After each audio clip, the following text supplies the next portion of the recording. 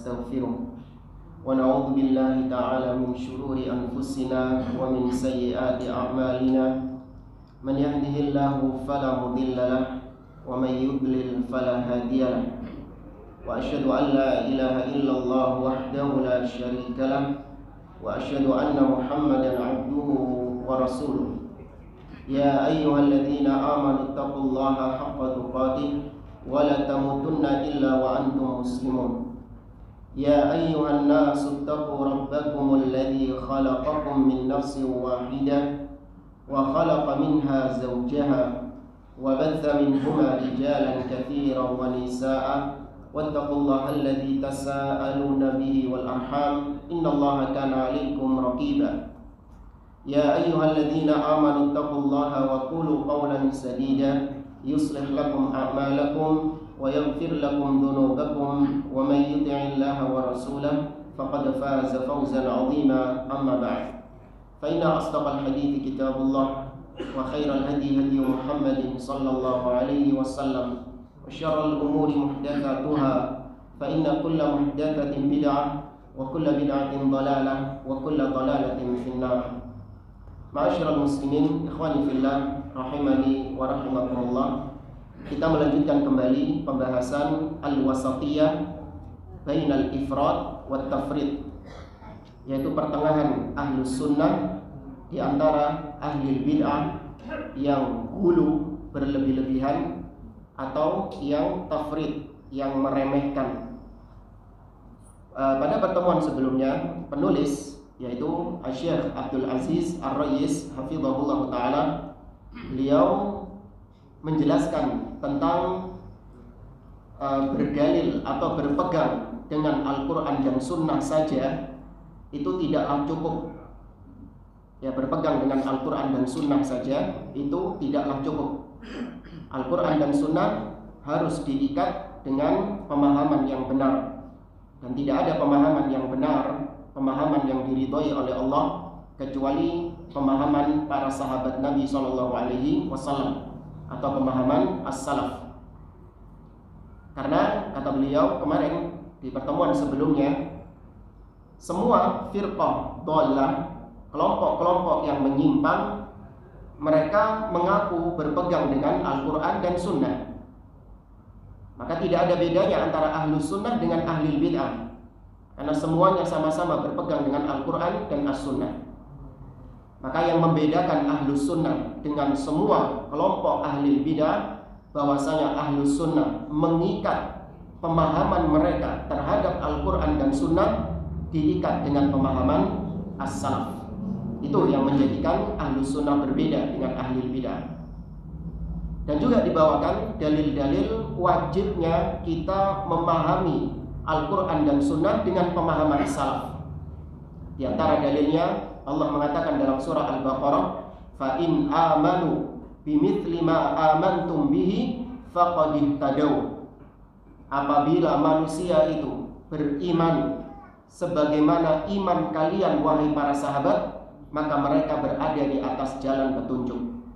Berarti apabila manusia tidak beriman atau manusia beriman tapi bukan dengan keimanan para sahabat, maka mereka tidak di atas jalan yang benar, tidak di atas jalan petunjuk.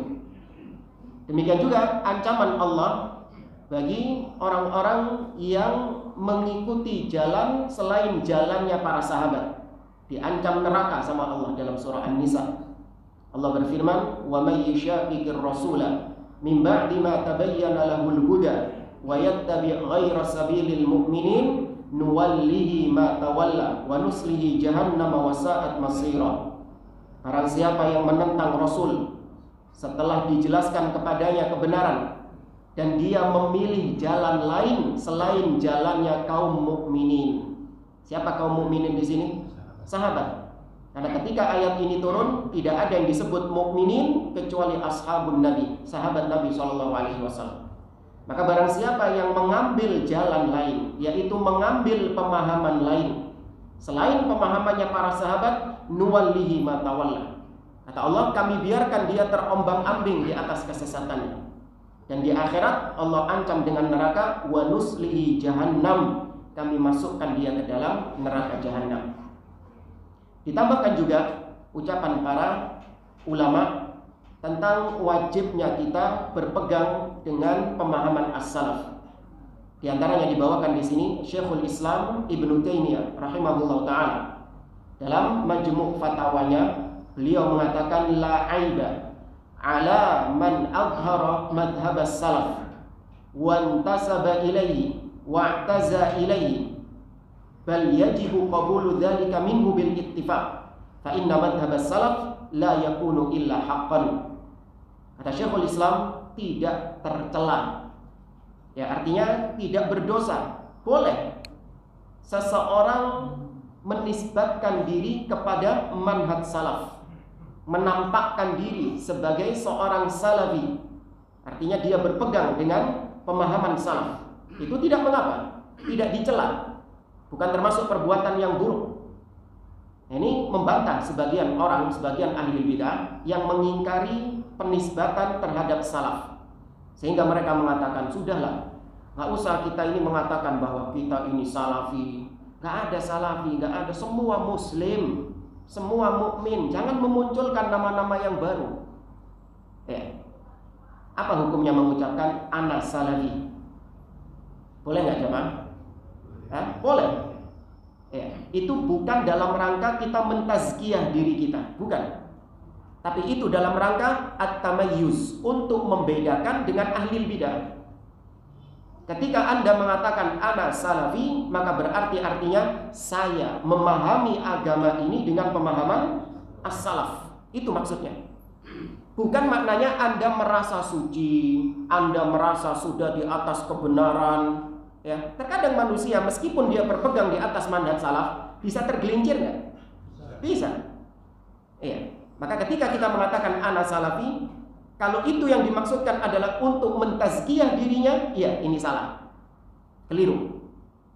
Ya. Tapi kalau dia mengatakan ana salafi dalam rangka untuk membedakan dengan ahli bid'ah, saya beragama bukan dengan hawa nafsu, bukan dengan akal.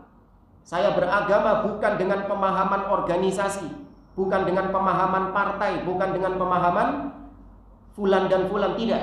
Tapi saya beragama dengan pemahaman as-salaf. Saya mengikuti mereka sesuai dengan kemampuan saya. Terkadang tergelincir, jatuh bangun dalam meniti manhaj salaf. Maka kata beliau, la aiba, tidak ada aib, tidak ada cacat. Wantasaba ilaihi wa'taza ilaihi, dan boleh pula orang itu bernasab atau bernisbat kepada salaf dan bangga, ya bangga menampakkan diri di atas manhaj salaf, itu tidak tercela. Bal yajibu qabulu minhu bil ittifaq. Bahkan kata beliau, wajib menerima manhaj salaf sesuai dengan kesepakatan para ulama. Ya, jangan terus dicela. Orang mengatakan saya ini salafi karena saya berpemahaman di atas pemahaman salaf, jangan malah dicela, justru harus diterima pemahaman salaf ini. Li'anna madhhab salaf la yakunu illa haqqan. Karena pemahaman salaf tidak lain tidak bukan melainkan kebenaran itu sendiri. Kemudian juga Syekhul Islam Ibnu Taimiyah di dalam kesempatan yang lain di kitab Iqtida' as-Siratil Mustaqim, beliau mengatakan innamal muttaba fi itsbati ahkamillah kitabullah wa sunnat rasulih sallallahu alaihi wasallam wa fahmi salafi hadhil ummah la yajuzu itsbatu hukmin syar'iyyin biduni hadhihi thalatha la nassan wala istinbatan bihalin, intaha kalamuhu rahimahullah. Kata beliau, sesungguhnya yang dipegang dalam menetapkan hukum syariat, yang dipegang itu ada 3 aspek.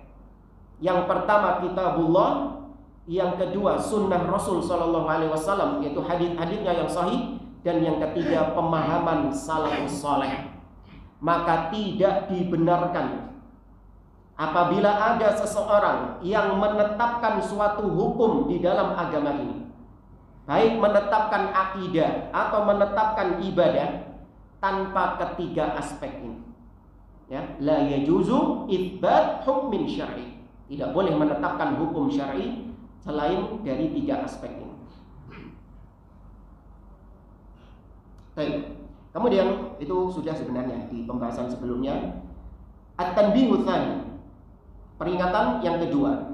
Kata beliau, inna mimma yuraddiduhu du'atul wasatiyah kadiban wa zura annahum yarmuna ahlal haqqi wa ashabal wasatiyatil haqqa bi annahum yulzimuna an-nasa bima yarawnahu.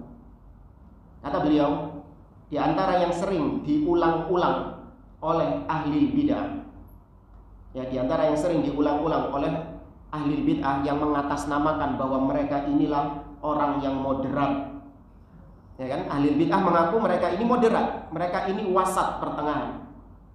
Nah, yang sering diulang-ulang dinyanyikan sama mereka itu, yaitu mereka menuduh ahlus sunnah, menuduh salafiyun adalah orang-orang yang suka memaksakan pendapat kepada orang lain. Ya, mereka mengatakan salafiyun sukanya memaksakan pendapat. Ya, dianggap pendapatnya tok yang paling benar, pendapat yang lain dianggap sesat, pendapat yang lain dianggap menyimpang. Kaum muslimin diharuskan mengikuti pendapatnya. Kalau nggak mengikuti pendapatnya, langsung divonis ahli bid'ah, langsung divonis sesat. Pernah dengar ucapan gitu? Wah, oke. Ya. Maka kata beliau, hadhil kalimat tahtaj ila tafsil wa bayan. Kalimat tuduhan ini, ucapan seperti ini, itu membutuhkan perincian. Ya, kita tidak mengingkari 100% ucapan itu batil, tapi tidak pula kita membenarkan 100% kalau ucapan itu benar. Ya, apa yang mereka tuduhkan itu kita tidak menolak secara 100%. Kalau ahlu sunnah itu memang di satu sisi memaksakan pendapat kepada orang lain. Iya, kita mengakui itu. Di satu sisi ahlu sunnah menegaskan bahwa pendapat kita, akidah kita itu hak. Selain pendapat kita itu batil. Di satu sisi memang ada benarnya, tapi di sisi yang lain tidak.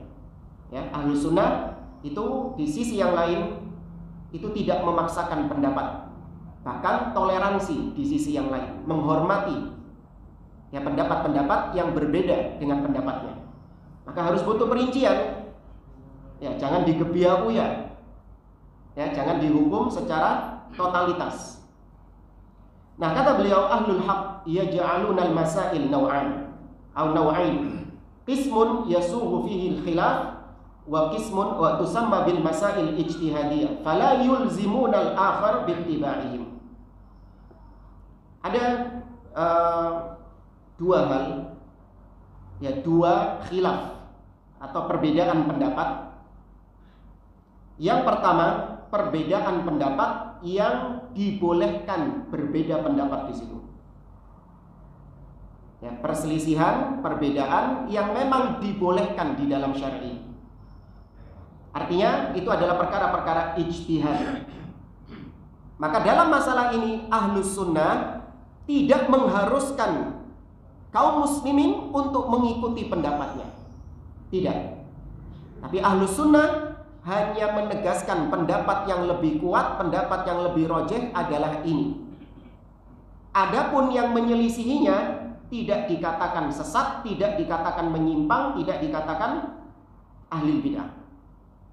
Nah, kebanyakan masalah ini atau khilaf dalam masalah ini itu dalam perkara-perkara fikih. Kebanyakan, jangan dianggap semuanya, tidak. Ya, kebanyakan dalam perkara-perkara fikih atau disebut juga perkara-perkara cabang, perkara-perkara furu'. Ya, maka ahlu sunnah toleransi.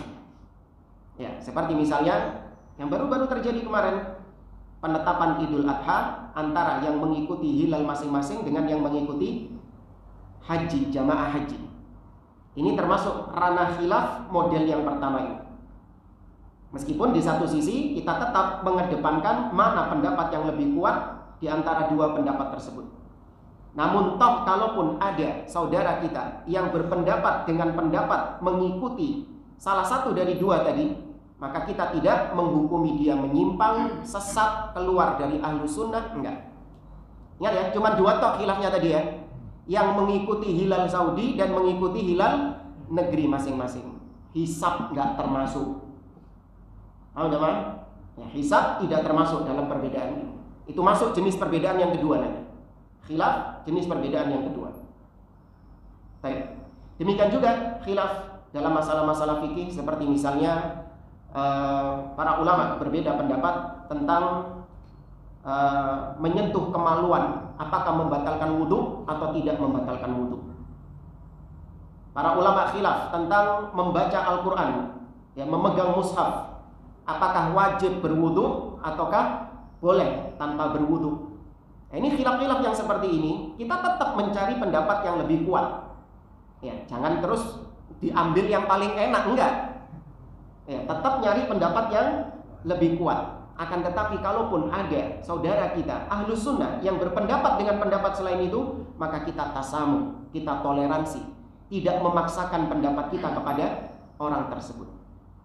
Ya, ini dalam perkara-perkara furu', cabang. Kebanyakannya memang fikih. Tapi ada juga perkara akidah yang berbeda pendapat, namun ternyata tidak dikategorikan sebagai perbedaan atau dikategorikan sebagai perbedaan yang boleh toleransi. Seperti apa misalnya? Surga. Iya. Apakah surga yang dijanjikan Allah kepada orang-orang beriman, nas'alullah min fadlih, semoga kita termasuk di dalamnya, apakah itu adalah surga yang sama dengan surganya Adam alaihissalam? Ya, itu ada khilaf di antara para ulama. Dan ini khilaf cabang akidah. Yang berbeda dengan kita tidak mesti disesatkan. Demikian juga para ulama khilaf tentang mana yang lebih dahulu diciptakan, arsy atau kolam. Kolam bukan kayak berenang itu, bukan ya? Apa? Pena, iya. Jadi dianggap kolam renang empang, bukan. Ya, para ulama khilaf. Sebagian di antara mereka mengatakan pena yang lebih dulu diciptakan. Berdasarkan sabda Nabi SAW, awwala ma khalaqallahu al-qalam faqala lahu uktub wa ma aktub uktub maqadiral khalaiq ila yaumil qiyamah. Awal kali Allah menciptakan pena, Allah mengatakan kepada pena, tulislah, dan seterusnya. Jadi hadits Nabi. Sebagian mengatakan arsy yang lebih dahulu diciptakan. Ya. Khilaf seperti ini itu tidak saling menyesatkan satu dengan yang lain. Karena itu khilaf dalam ranah ijtihadiyah. Ahlus Sunnah tidak memaksakan pendapatnya kepada orang lain. Nah, baru jenis yang kedua ini, atau dowo ini. Nah, qismun minal masail allati la yasughul khilafu fiha. Permasalahan-permasalahan yang tidak boleh ada khilaf di dalamnya. Kenapa? Karena al-haqqu fihi wahid. Kebenaran dalam masalah ini cuma satu. Lafnan, bukan dua, bukan tiga, bukan empat, tidak. Tapi kebenaran dalam masalah ini cuma satu. Wa aktsaruha aqdi, kebanyakannya memang perkara akidah. Tapi ada juga perkara-perkara fikih. Ya, contoh misalnya Anda berbeda pendapat dengan saudara Anda tentang masalah fikih. Apa itu? Wajibnya sholat. Sholat itu masalah fikih atau akidah? Akidah. Hah? Fikih. Sholat masalah fikih, bukan masalah akidah. Anda berpendapat sholat 5 waktu wajib hukumnya. Teman Anda berpendapat, oh nggak wajib sholat 5 waktu. Toleransi enggak? Fikih loh ini. Tidak toleransi. Ya. Ya, harus di situ menegaskan bahwa pendapat yang benar adalah pendapat kita. Ya, bahwa sholat 5 waktu itu wajib, zakat itu wajib, dan seterusnya. Dari perkara-perkara fikih. Tapi kebanyakan perkara-perkara akidah, ya, tentang misalnya di mana Allah Subhanahu wa taala, tentang akidah syafaat, ya, tentang akidah asma wa sifat, dan seterusnya. Dari akidah-akidah ahli sunnah wal jamaah itu kebenaran cuma satu. Ya, tidak ada khilaf dalam masalah itu.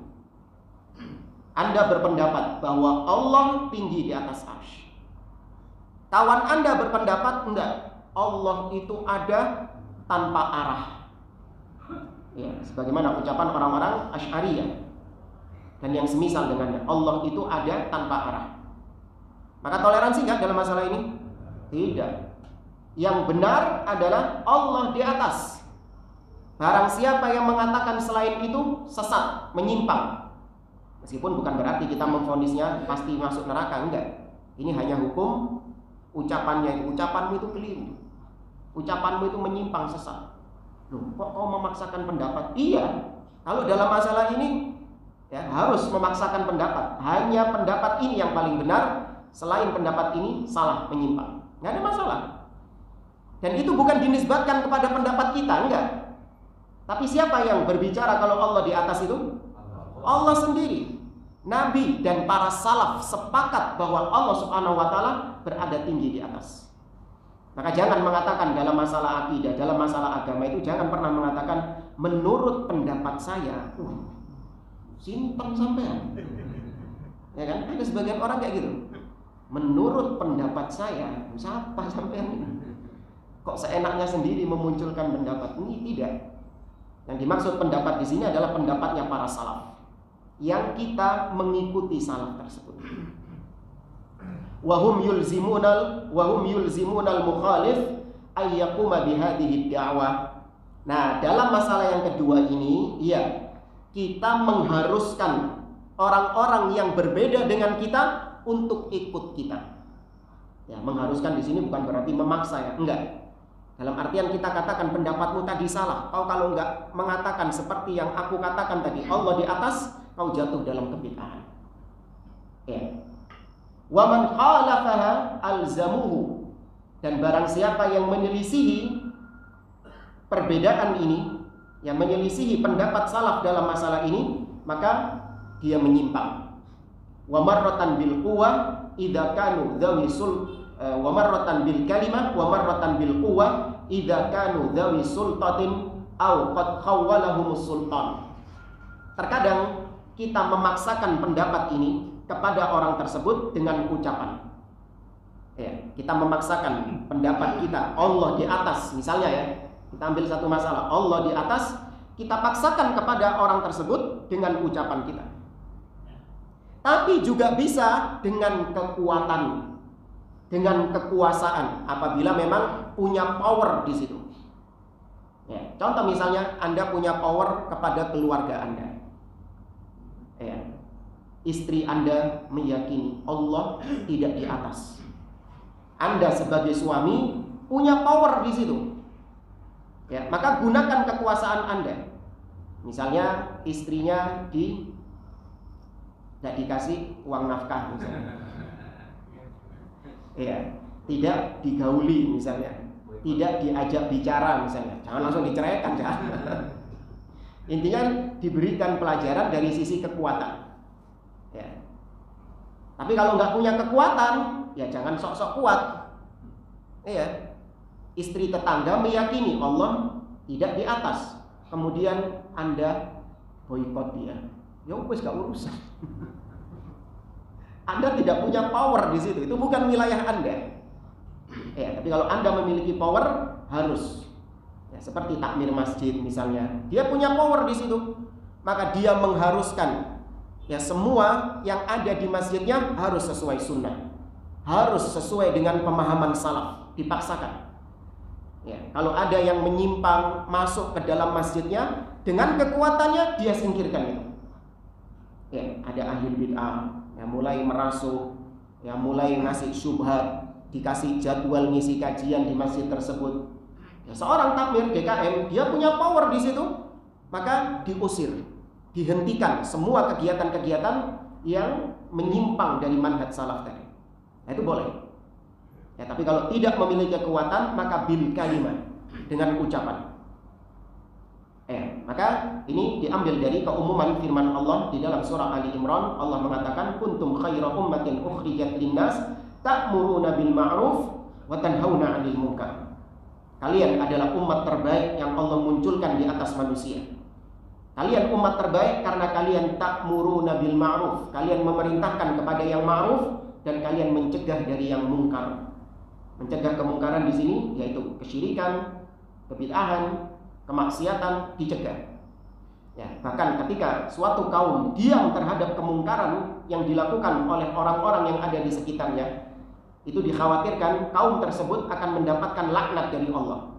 Sebagaimana Allah melaknat orang-orang kafir dari kalangan Bani Israel. Allah katakan dalam surah Al-Maidah, lu'inal ladzina kafaru min Bani Israel ala lisani Dawud wa Isa bin Maryam. Dzalika bima asaw wa kanu ya'tadun. telah dilaknat orang-orang kafir dari Bani Israel melalui lisannya Nabi Daud dan lisannya Nabi Isa bin Maryam. Itu disebabkan karena mereka durhaka dan mereka melampaui batas. Kemudian kata Allah, kanu la yatanahawna an munkarin fa'aluhu labi'sa ma kanu yaf'alun. Mereka dahulu tidak saling mengingkari kemaksiatan, tidak saling mengingkari kemungkaran yang dilakukan satu sama lain. Diam terhadap kemungkaran. Maka nggak boleh. Anda punya tanggung jawab di dalam rumah tangga. Seorang bapak punya tanggung jawab di dalam rumah tangga. Jangan menjadi suami-suami yang dayuth. Yang ketika dia melihat ada kemungkaran di dalam rumah tangganya, dia diam saja. Bahkan naudzubillah ikut-ikutan mendukung kemungkaran tersebut. Kata Nabi SAW, thalathatun la yadkhulul jannah thalathat. Tidak akan masuk surga 3 golongan. Yang pertama mudminul khamr, orang yang candu khamr. Yang kedua al-'aq, yang durhaka kepada kedua orang tua. Dan yang ketiga wad-dayyuth alladhi yuqirru fi ahlihi al-khabath. Suami-suami yang dayyuth yang menyetujui kemungkaran yang terjadi dalam rumah tangganya. Kemungkaran di sini umum, baik itu kesyirikan, kebid'ahan, atau penyimpangan-penyimpangan di dalam agama, atau kemaksiatan. Manakala suami diam, tidak ada pengingkaran di situ, maka dikhawatirkan akan menimpa kepadanya seperti yang menimpa Bani Israel, dilaknat oleh Allah Azza wa Jalla. Kemudian juga ini berdasarkan sabda Nabi SAW dalam riwayat Imam Muslim dari Abu Sa'id Al-Khudri radhiyallahu taala anhu, Nabi bersabda, "Man ra'a minkum munkaran falyughayyirhu biyadihi." Barang siapa yang mendapati kemungkaran, maka hendaklah dia merubah kemungkaran itu dengan tangannya. Bagi yang memiliki kekuasaan, power. Fa illam yastati' fa bilisani. Tapi kalau tidak mampu, maka dengan lisannya dia ingkari. Fa illam yastati' fa biqalbi, wa dzalika adhaful iman. Tapi kalau tidak mampu, maka dia ingkari dengan hatinya. Artinya dia enggak ridho dengan kemungkaran tersebut. Ya, kalau sudah nggak ridho, ya nggak mungkin disupport. Maka nggak usah lagi tanya, Ustaz, keluarga saya mau ngadain tahlilan. Ya, saya sebenarnya tahu kalau itu bid'ah. Cuman karena nggak enak, saya cuman hadir toh. Ya, saya cuman hadir saja. Tapi saya mengingkari dalam hati. Ini nggak mungkin. Kalau kau mengingkari dalam hati, maka berarti perbuatanmu barok, berlepas diri. Paham jangan? Contoh mungkin kalau bid'ah, sebagian orang itu masih agak nggak terima. Contoh maksiat saja. Ya, di kampung Anda, di perumahan Anda, itu mau diadakan, apalagi biasanya 17-an ini besok ini, mau diadakan panggung hiburan. Mendatangkan biduan wanita, mendatangkan penyanyi dangdut, ya kan gitu. Anda sebagai orang yang paham bahwa itu adalah perbuatan yang mungkar, perbuatan yang maksiat, apa sikap Anda ketika dimintai sumbangan? Tidak. Tidak. Karena Anda nggak ridho. Hati Anda, meskipun Anda nggak bisa mengingkari dengan tangan karena Anda nggak punya kekuasaan. Anda nggak bisa mengingkari dengan lisan karena mungkin Anda nggak bisa ngomong, Anda nggak punya dalil-dalil, nggak punya hujah-hujah. Yang ketiga, ini yang paling lemah kata Nabi, mengingkari dalam hati. Kau mengingkari dalam hati bentuknya dengan apa? Barok, berlepas diri. Tidak ikut-ikutan sama sekali secara total. Ya, nyumbang ini buat panggung hiburan, buat ini. Setiap warga 100.000, enggak, hatta 100 rupiah enggak tak kasih ini. Dengan resiko, segala resiko, terima.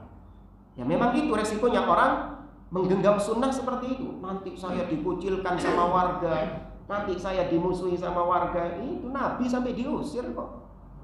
Mungkin nggak diusir? Kita ini mungkin nggak diusir? Nggak mungkin. Paling cuma apa sih? Kaenakan gitu. Orang sini itu sungkan gitu. Itu penyakit itu. Ya, tidak mau menampakkan kebenaran karena sungkan, nggak enak. Ya, kalau Anda tahu itu maksiat, Anda nggak akan mungkin sudi untuk nyumbang, dan nggak akan mungkin lagi Anda sudi untuk hadir. Nggak sudi lagi untuk hadir. Saya mengingkari dalam hati, Ustaz. Cuman saya datang di acara dangdutan ini. Ini omongan sama perbuatan nggak match, nggak kongruen. Gak sinkron gitu. Nah, maka yang paling ringan adalah dengan hati, kata beliau, mengingkari, gak ridho dengan hal itu. Kemudian Al-Imam Al-Ajurri dalam kitabnya Asy-Syari'ah, dan juga ulama-ulama yang lain seperti misalnya Al-Imam Abu Uthman As-Sabuni dalam kitabnya Aqidatus Salaf Ashabil Hadis, meriwayatkan dengan sanad yang sahih kisah tentang Sabir ibn Islim. Ya, ada yang pernah tahu Sabir itu siapa?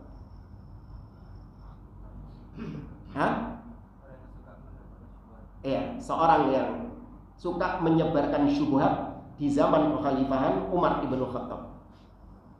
Dia itu suka mencari ayat-ayat yang mutasyabihat, ayat-ayat yang bingungi. Kemudian ditanyakan kepada orang, bukan dalam rangka dia nggak tahu, tapi dalam rangka untuk menanamkan keraguan-raguan. Bukan karena nggak tahu, sukanya cari-cari yang mutasyabihat. Ayat ini dibenturkan dengan ayat ini, sampai akhirnya orang yang ditanya jadi ragu. Sebelumnya yakin, akhirnya jadi ragu. Contoh ini, Allah Subhanahu wa Ta'ala berfirman di dalam surah At-Taubah bahwasanya Quran itu kalamullah. Quran itu adalah firman Allah Subhanahu wa Ta'ala. Allah mengatakan, wa in ahadum minal musyrikin astajarak fa'ajirhu hatta yasma'a kalamullah. Apabila ada seorang musyrikin yang minta perlindungan kepadamu, maka lindungi dia sehingga dia mendengar kalamullah. Apa yang dimaksud kalamullah di situ? Al-Quran. Baik. Akidah kita, Al-Quran itu kalam Allah, firmannya Allah Subhanahu wa Ta'ala. Terus saya tanya kepada sampean, gimana dengan firman Allah di dalam surah Al-Haqqah? Allah mengatakan dalam surat Al-Haqqah, innahu laqaulu rasulin karim. Sesungguhnya Al-Quran itu adalah ucapannya Rasul yang mulia. Dibaleni itu maksudnya Nabi Muhammad SAW. Di dalam surah At-Takwir ada lagi ayat seperti itu. Persis, innahu laqaulu rasulin karim dzi quwwatin 'inda dzil arsy makin. Sesungguhnya Al-Quran itu adalah ucapan Rasul yang mulia. Siapa yang dimaksud? Kalau yang di surat At-Takwir di sini? Kalau tadi di surah Al-Haqqah yang dimaksud Rasul yang mulia adalah Nabi Muhammad SAW. Wa ma huwa biqauli syair. Ya, wa ma huwa biqauli kahin. Itu yang dimaksud Nabi Muhammad. Nah, kalau di surah At-Takwir, idza syamsu kuwirat, itu ada ayat innahu laqaulu rasulin karim. Siapa yang dimaksud Rasul yang mulia di situ? Jibril alaihissalam. Tuh, sampai tak tanya kayak gitu. Yang benar Al-Quran ini ucapan siapa? Ini 3 ayat loh ini. Sama-sama di dalam Al-Quran semuanya. Nah itu Sobir sukanya kayak gitu. Takok tapi barai sing ditakoni iki bingung. Akhirnya kena syubhat. Dia cuma tanya, bukan menyebarkan syubhat dia. Cuma tanya. Dia tidak mengatakan Al-Quran itu bukan kalamullah, tapi Al-Quran itu adalah ucapannya Rasul. Dia gak ngomong gitu. Dia cuma nanya. Tapi yang ditanya ini bisa membuat kena syubhat. Tadi jawabannya apa? Nah, antum nggak paham, anak jadi Sobir juga ini. Maka kata para ulama bahwasanya secara asal Al-Quran itu kalamullah, firman Allah Subhanahu wa Ta'ala. Sudah, ini final. Tapi yang dimaksud Al-Quran itu ucapannya Jibril, itu dari sisi Jibril yang menyampaikan kepada Nabi Muhammad SAW. Kan Jibril yang menyampaikan kepada Nabi, Iqra, didekat Nabi, Iqra ma ana biqari, dekat lagi, Iqra ma ana biqari, Iqra ma ana biqari, Iqra bismi rabbikal ladzi khalaq, dan seterusnya. Maka Jibril itu mendikte. Maka dikteannya Jibril ini berarti ucapannya siapa? Jibril. Kemudian Nabi SAW, Al-Quran disebut ucapannya Nabi SAW dari sisi Nabi yang menyampaikan kepada para sahabat, Nabi yang menyampaikan kepada umatnya. Ibarat seperti misalnya ada seorang bapak. Dia ini memanggil salah satu anaknya, nak sini nak, tolong kau bilang sama kakakmu yang di Jakarta itu untuk ngirim uang ke bapak. Bapak mau berobat. Ya. Akhirnya dicatat itu ucapan bapaknya itu sama anaknya itu. Dicatat tulisan tangan. Ya. Nah, terus kemudian dibawa ke warnet. Kalau warnet ya sampai. Ya, intinya dibawa ke tempat pengetikan untuk dikirim via email. Ya, dikirim via email. Hanya dibawa ke tempat pengetikannya, diketik sama orangnya, tek, dikirim via email. Maka ketikan tadi itu ketikannya siapa? Sing jogo warnet. Ya kan? Orang warnetnya. Sedangkan tulisan tangan itu tulisannya siapa? Anaknya.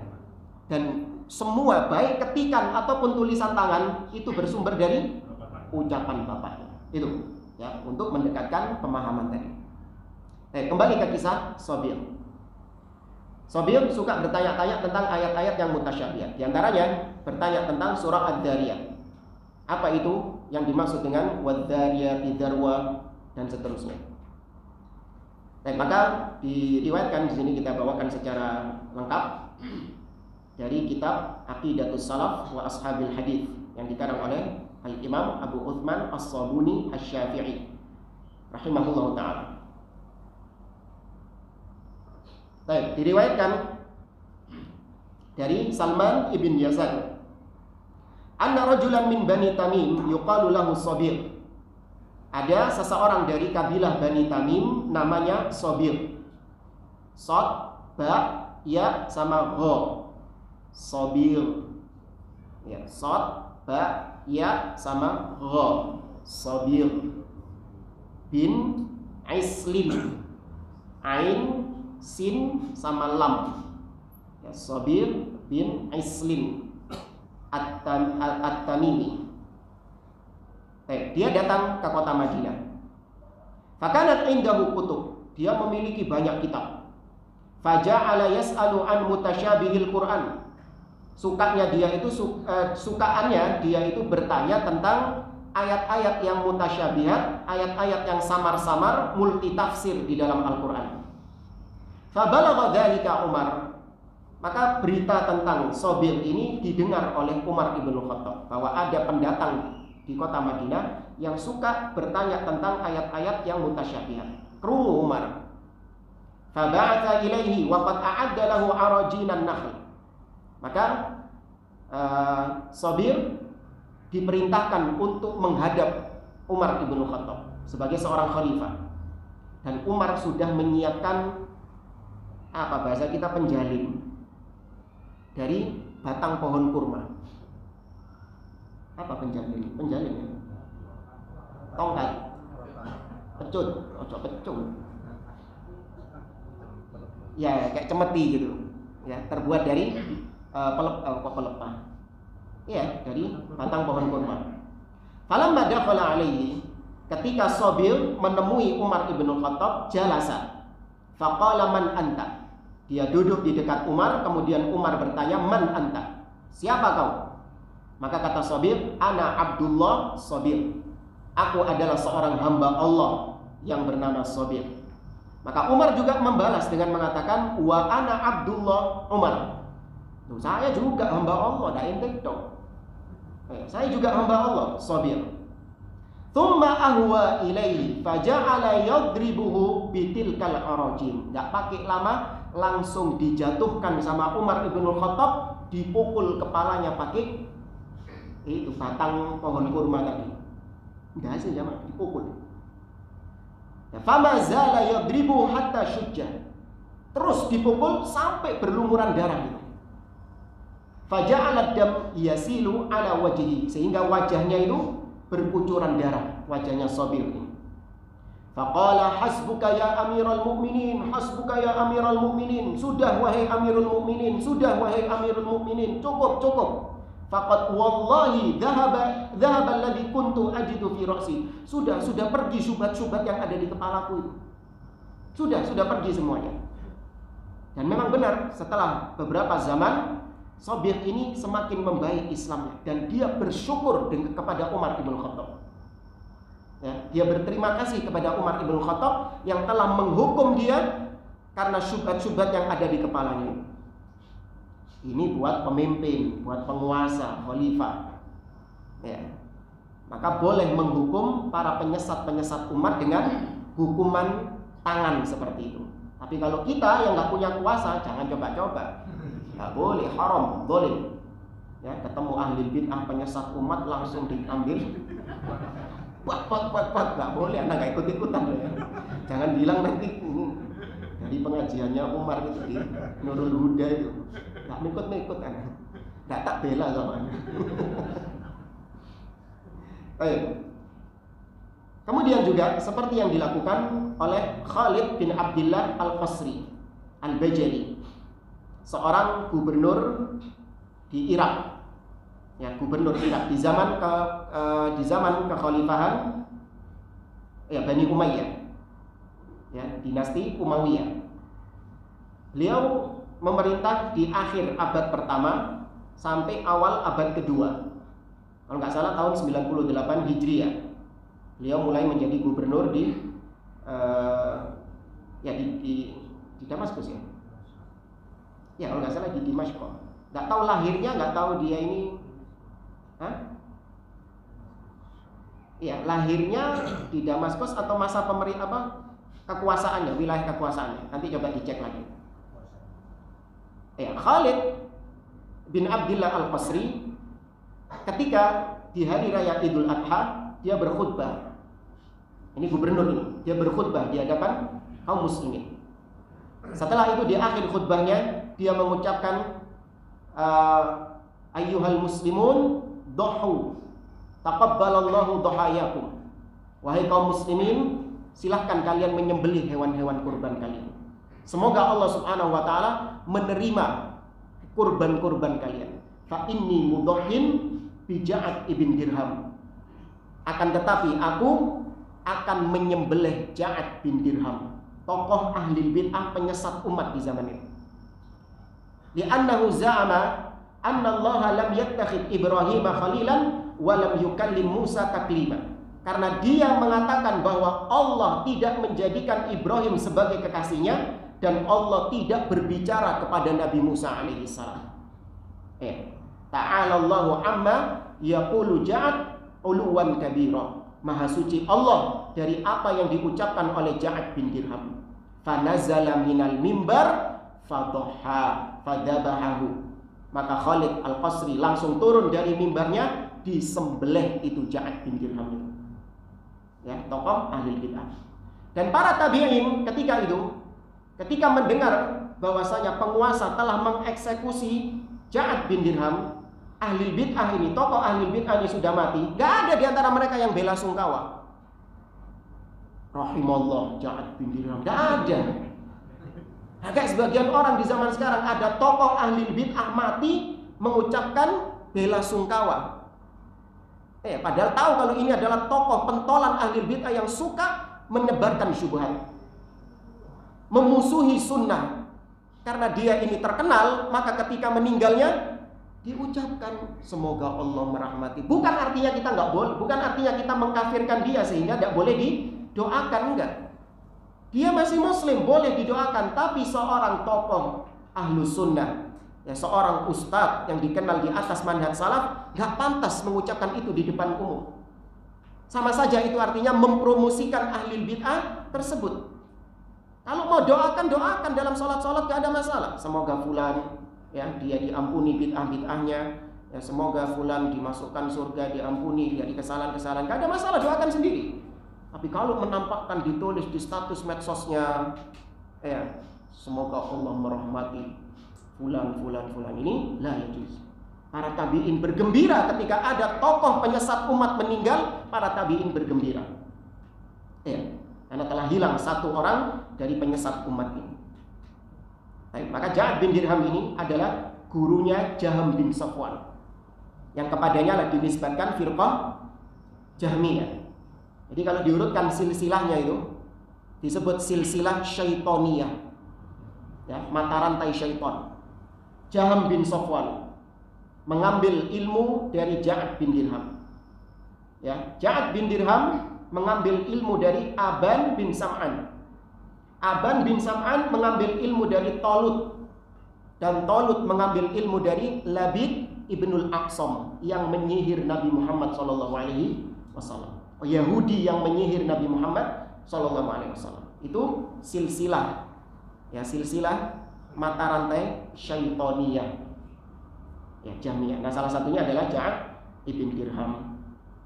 Baik, maka dengan demikian Ahlus Sunnah kita mengakui bahwa kita ini mengharuskan orang lain untuk ikut pendapat kita, tapi dalam masalah apa? Akidah yang tidak ada khilaf di dalamnya, yang tidak ada perbedaan pendapat di situ, yang nggak boleh berbeda pendapat di situ. Tapi kalau dalam masalah-masalah yang memang terbuka pintu ijtihad dan boleh berbeda pendapat di situ, maka Ahlus Sunnah tidak mengharuskan, tidak memaksakan pendapat, enggak. Ya, ini yang dimaksud oleh beliau membantah tuduhan sebagian orang tersebut. Baik jemaah, saya kira ini bisa kita sampaikan. Adzan kurang 2 menit ya. Ya, 4:03 ya. Baik, saya kira ini bisa kita sampaikan. Wallahu ta'ala a'lam. Fa jazakumullahu khairan. Subhanakallahumma wa bihamdik, asyhadu an la ilaha illa anta, astaghfiruka wa atubu ilaik. Wa akhiru da'wana alhamdulillahi rabbil alamin. Wassalamu alaikum warahmatullahi wabarakatuh.